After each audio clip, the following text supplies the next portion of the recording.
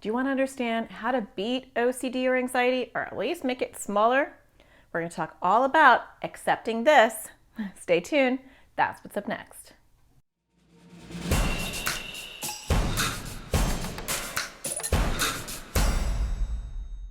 Hi, my name is Natasha Daniels. I'm a therapist and I make videos for people with anxiety or OCD.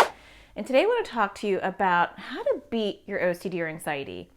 And when I say beat it, I mean make it really tiny so it doesn't impact your life. And this is the number one aspect that a lot of people miss.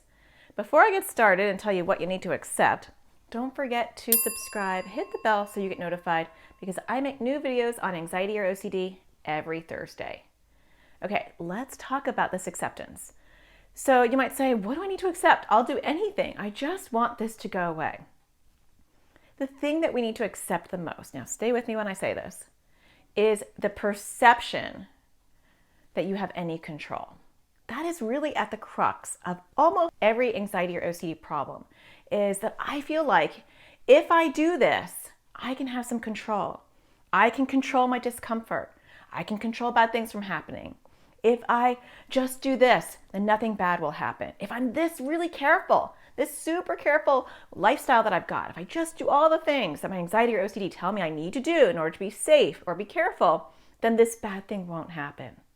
Or maybe if I just ask this question, I can get the reassurance that I need to just feel okay. Or maybe if I just do enough research, I will get that information that I need that will satisfy me, and this will all go away. Or maybe I just need to confess these things, get it off my chest, and then this discomfort will go away.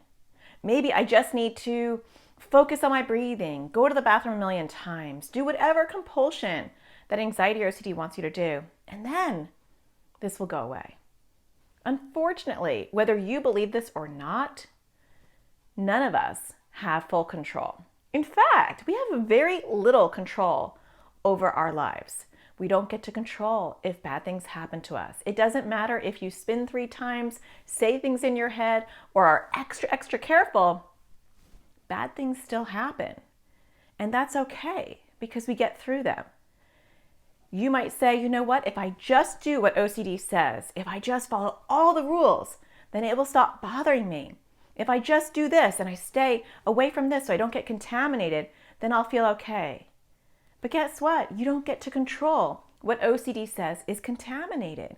It will come with new rules. It will come up with new rules, new things that you can't touch, that you can't do. If you say, if I just follow the rules, the bottom line is we have very little control in our lives. And that's just a fact. Whether you want to accept that or not, it's not a choice. It's a fact. And so when you realize that I don't get to control how OCD is going to bother me. I can't outsmart OCD. I can't do the things OCD wants and then it will go away.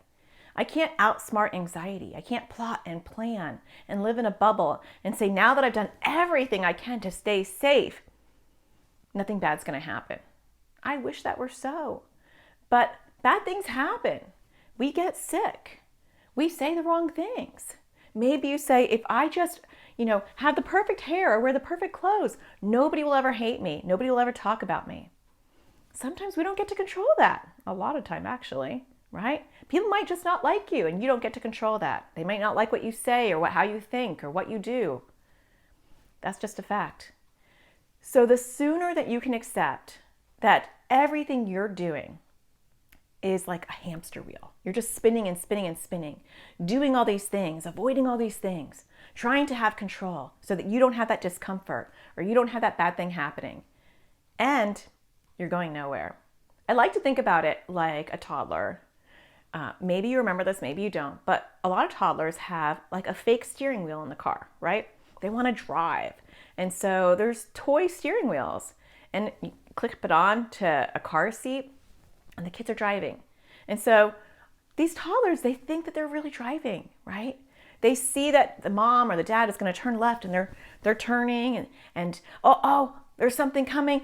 Put my foot on the brake, beep, beep, right? Or maybe you're a backseat driver. And so you're doing that with your feet, but you don't have any control. The car is going to go where the car is going to go, regardless of what you're doing. You're not steering. You're not in control over the car, right? The sad part about that story is maybe the toddler would have really enjoyed looking out the window and relaxing, counting the birds as they pass, watching the kids play on the street. We're missing life when we're focusing on our fake steering wheel. We're missing life when we're trying to control every aspect, including our anxious feelings. Sometimes they bubble up and we think, oh my gosh, I can't have this.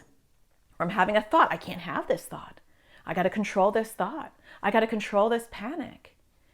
No, it is what it is. We can't control our thoughts. All we can do is we can control what we do with them, right? Am I going to let them upset me or am I going to let them pass, right? I'm not going to fight it, because the more I fight it or try to control it, the bigger they grow.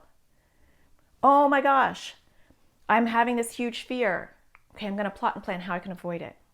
That's not going to make the fear unlikely to happen. These things will happen anyway. And so when we let go of that control, when we let go of the fact that I can have thoughts that are upsetting, but they're not who I am necessarily, right? And people can do things around me, but that doesn't have to impact who I am or how I feel about myself. When I let go of the control that says, I get that I don't really have a lot of control over this. And I might have a panic attack, but I'm not having one right now. And if I do have one, then I will deal with it when it comes to me. And I will ride through it, knowing that I can't control panic attacks. I could just control how I ride through them.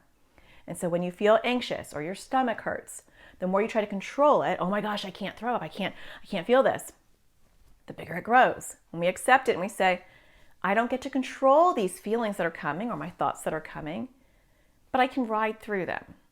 Now, I know that is easier said than done, but think about how often are you trying to control a situation that you have no control over? The next time that happens, I want you to ask yourself, can I control this? Now, if the answer is yes, you want to go one step further and say, is that anxiety or OCD saying, yes, yeah, you can. Yeah, you can. Just tap 3 times or just wash your hands or just do this and it'll all be fine. You want to ask yourself, can I really control this? Or is anxiety or OCD lying to me? Now, sometimes we can control things, but very few things. Well, I hope that you find that helpful. I hope you find the sparkle in everything you do, and I'll be talking to you again next Thursday. Take care.